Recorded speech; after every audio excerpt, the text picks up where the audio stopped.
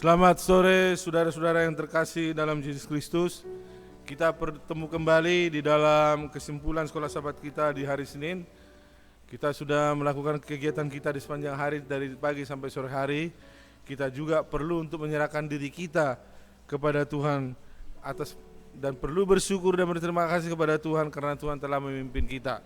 Di dalam renungan kita pada saat ini di kesimpulan sekolah sahabat ini, sebelum kita memulai, kita berdoa terlebih dahulu. Bapa di surga, terima kasih Tuhan karena Tuhan telah memimpin kami di sepanjang hari kerja kami, dari pagi sampai tiba pada sore hari ini Tuhan. Bapa, kami patut bersyukur dan berterima kasih Tuhan atas penyertaan dan berkat yang Kau berikan kepada kami. Kami akan mempelajari sebagian dari firman-Mu yang besar ini Bapa. Kiranya Tuhan memberikan hikmat kepada kami untuk lebih mengerti kasih Tuhan, kasih Yesus Kristus dan kasih Roh Kudus di dalam kehidupan dan orang kami. Inilah doa dan pengharapan kami Bapa, mohon ampun segala dosa pelanggaran kami. Di dalam nama Yesus kami berdoa dan mengucap syukur. Haleluya, amin. Saat ini kita akan mempelajari suatu kesimpulan untuk pelajaran kita sepanjang satu minggu yang berjudul apa yang telah terjadi. Sebagaimana juga di ayat hafalan dikatakan, berfirmanlah Allah, baiklah kita menjadikan manusia menurut gambar dan rupa kita. Maka Allah menciptakan manusia itu menurut gambarnya. Menurut gambar Allah diciptakan dia, laki-laki dan perempuan. Diciptakannya mereka. Kejadian 1 ayat 26 sampai 27. Kalau kita melihat di hari Sabat petang ini, catatan kitab suci tentang penciptaan manusia adalah satu-satunya yang penuh dengan pengharapan, kebahagiaan dan kesempurnaan. Setiap hari penciptaan diakhiri dengan pernyataan ilahi baik. Tentu saja itu tidak mencakup topan gempa bumi, kelaparan dan penyakit. Apa yang terjadi? Penciptaan pada hari yang ke-6 diakhiri dengan pernyataan ilahi bahwa itu sungguh amat baik. Oleh karena itu pada hari ini Tuhan menciptakan makhluk dalam gambarnya sendiri, manusia, sesuatu yang dia tidak lakukan pada apapun yang lain dalam catatan buku Kejadian. Tentu saja makhluk-makhluk ini sempurna dan segala hal. Mereka harus demikian setelah semuanya itu manusia tidak termasuk. Setelah semua itu manusia diciptakan dalam gambar Allah. Jadi dari kebutuhan yang ada, ciptaan-ciptaan itu tidak termasuk para pembunuh, pencuri, pendusta, penipu dan pembenci dalam tingkatannya. Apa yang terjadi? Di hari Senin sesuai dengan judulnya di sini dikatakan apa? Menurut gambar pencipta yang terdapat di dalam Kejadian 1 ayat 27. Ada beberapa pertanyaan di sini. Apakah artinya Allah menciptakan kita menurut gambarnya? Dalam cara apa kita menurut gambarnya? Menurut catatan buku Kejadian, apakah Tuhan menjadikan sesuatu yang lain menurut gambarnya selain manusia? Jika tidak, apa yang fakta ini nyatakan kepada kita tentang status kita yang unik, berbeda dengan ciptaan yang lain di dunia ini? Pelajaran apakah yang dapat kita tarik dari perbedaan ini? Apakah lagi yang dapat kita temukan pada cerita penciptaan manusia yang menempatkan ras manusia terpisah dari ciptaan yang lain? Saudara-saudara yang kasih dalam Yesus Kristus, kita tahu kalau kita membaca di dalam Kejadian, bagaimana Allah menciptakan dunia ini dan bagaimana Allah menciptakan kita sebagai manusia. Allah pada saat menciptakan, dia katakan semua itu baik. Tetapi pada saat menciptakan manusia, dia mengatakan sungguh itu sangat baik. Ini perbedaannya.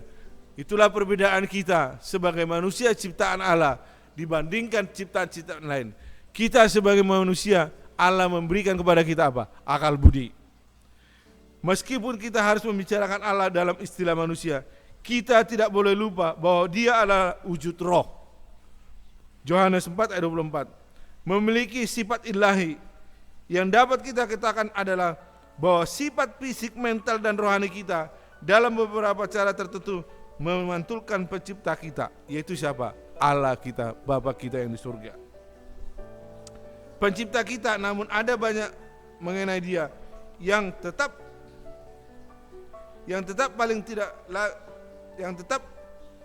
paling tidak bagi kita tertutup dalam misteri. Meskipun demikian, kitab suci mengatakan aspek rohani dan mental pikiran kita. Allah menciptakan manusia, yang pertama adalah Adam. Tetapi Allah juga menciptakan pasangannya, yaitu siapa? Hawa. Kelebihan dari ciptaan apa? Hawa ini adalah sesuatu yang sangat istimewa. Allah memberikan pasangan kepada Adam, yaitu Hawa. Dia diciptakan melalui tulang rusuk yang diambil daripada Adam. Makanya di sini dikatakan apa? Ciptaan Tuhan sebagai sebagai yang berbentuk wanita, pasangan dari Adam adalah penolong bagi Adam. Sama dengan kita, kehidupan kita sehari-hari. Kita lahir, bertumbuh, menikah, kita mempunyai pasangan di dalam kehidupan kita, yaitu sebagai penolong kita. Di dalam Alkitab tidak pernah dikatakan apa? Wanita itu adalah sebagai bawahan laki-laki. Di dalam Alkitab tidak pernah dikatakan apa? Wanita itu sebagai apa? Pesuruh laki-laki. Wanita itu di Alkitab dikatakan apa? Sebagai penolong bagi suami. Sebagai penolong bagi Adam. Sebagaimana dikatakan di dalam pelajaran sekolah sahabat kita di hari Senin. Perhatikan juga catatan unik bagaimana Allah menciptakan wanita. Baik pria dan wanita saling berbagi keistimewaan yang menakjubkan sebagai makhluk yang diciptakan menurut gambar Allah.